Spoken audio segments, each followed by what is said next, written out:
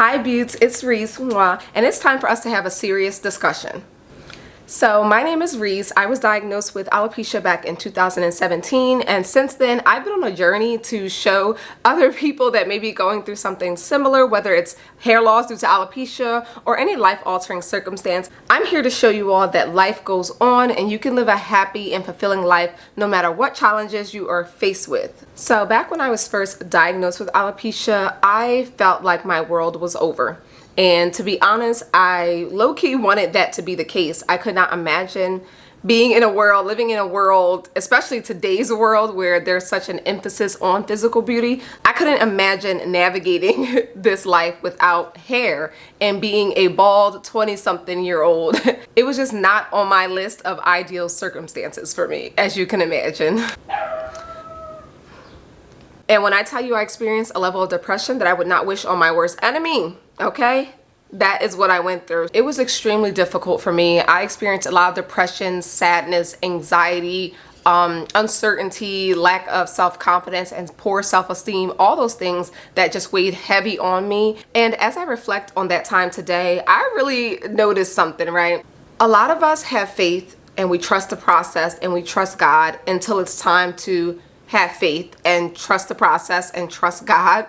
And I was one of those people. Like, I considered myself not a super, I guess, holy, devout. I'm in church 5 days a week. I'm not gonna lie, that's not me. But I consider myself to be a pretty faithful person. I love God. That wasn't really put to the test until I was experiencing what I experienced. Because right before then, I had also lost someone who was near and dear to me. Like, words cannot express what this person meant to me, okay? So it was like that happened, and then my alopecia diagnosis happened.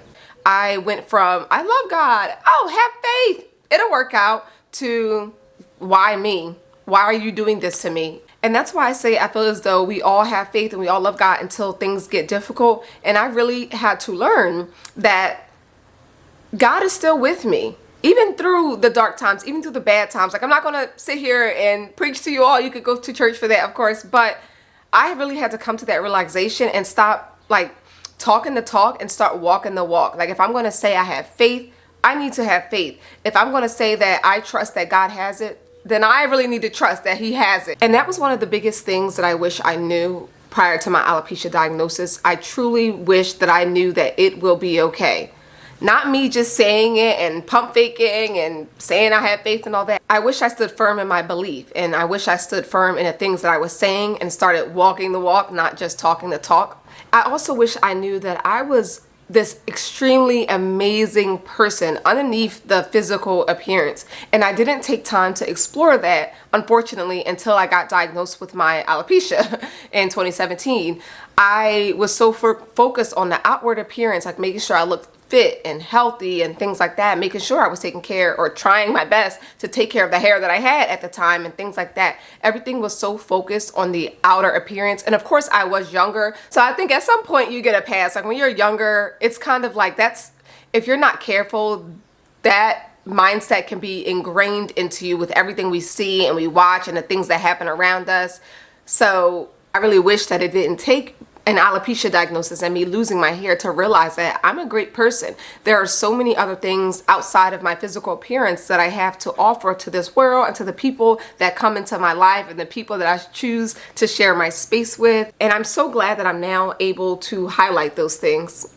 Real quick, if you are enjoying this video so far, it would mean the world to me if you could subscribe to my channel and even share this video with someone who you think might enjoy it as well. I'm on a journey to show the world that bald girls can live fun and fabulous lives. So if you're into all things beauty, fashion, travel, just go ahead and subscribe to this channel because there is something here for everyone, I guarantee you. Now, back to the video.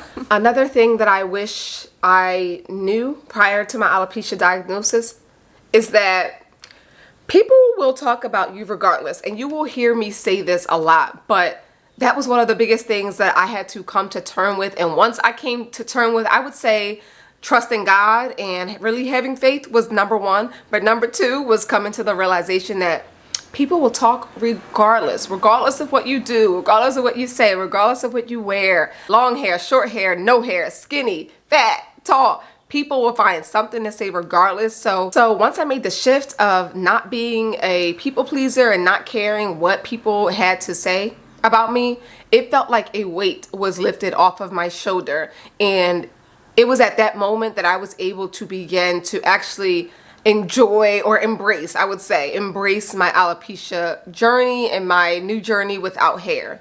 I don't think I could have gotten to this point by myself without the faith that I relearned to have and the people that I surrounded myself with. That's another thing that I really wish I would have known, that people, while there's some people out there that will point or stare or make a funny face, there are so many more people that will encourage you and embrace you and empathize with you and build you up and lift you up. I chose to surround myself with those people, and it really helped me on my journey. I ended up becoming married. Like, who would have thought? Like, when I first got diagnosed with alopecia, I was like, all right, my dating life is over. No one's going to date a bald girl, no matter how fabulous she is. Like, I thought that my dating life was over, but luckily I was blessed with people in my life. I'm married now, but at the time even I was dating someone, and I mean, it didn't work out obviously, but that person was actually pretty supportive of my journey, you know?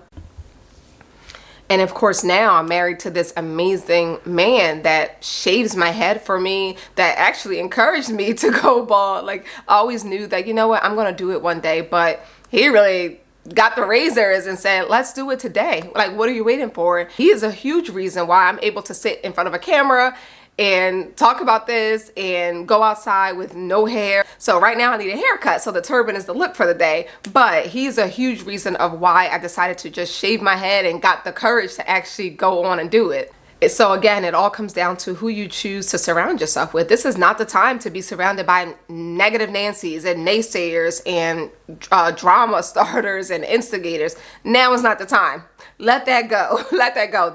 Those people will not serve you in this journey, I promise you. So go ahead, block who you have to block, delete who you have to delete. And you have to surround yourself with people that will encourage you, uplift others around them. You know, people that are kind to strangers, people that uplift strangers and are welcoming and accepting of people with all different backgrounds and differences and things like that. Those are the people who you want to surround yourself with. Even today, with me sharing my story, I will get comments that I'm helping someone or that I made a difference. And by no means am I this big influencer with thousands of followers or anything, but just knowing that I make an impact by sharing my story makes me feel really good. Like, it makes me extremely happy. And that's why, even though I have a small following, I continue to make these videos and share my stories, because I remember what it felt like to feel alone. And I do not want anyone else who is going through alopecia or hair loss due to whatever the reason, I don't want anyone else to feel like they are alone and they are walking this journey by themselves, because it can be difficult, it can be challenging. And I know that there are worse things out there in the world that can happen, but it's okay to feel like this is the worst thing that can happen to you. Like, I used to feel guilty for feeling sad or feeling down about my hair loss because it was a physical trait or like outward beauty, when there's people who are dying from this, that, and a third, or people who have their legs amputated and all these super sad things. I used to feel guilty about feeling bad for myself, but I had to come to the realization that it is okay to be sad. It is okay to mourn your hair loss, to grieve your hair loss. It's completely okay, and it's completely healthy to acknowledge those feelings. What I had to come to terms with is the fact that it's not healthy to dwell in that sad, dark, gloomy space.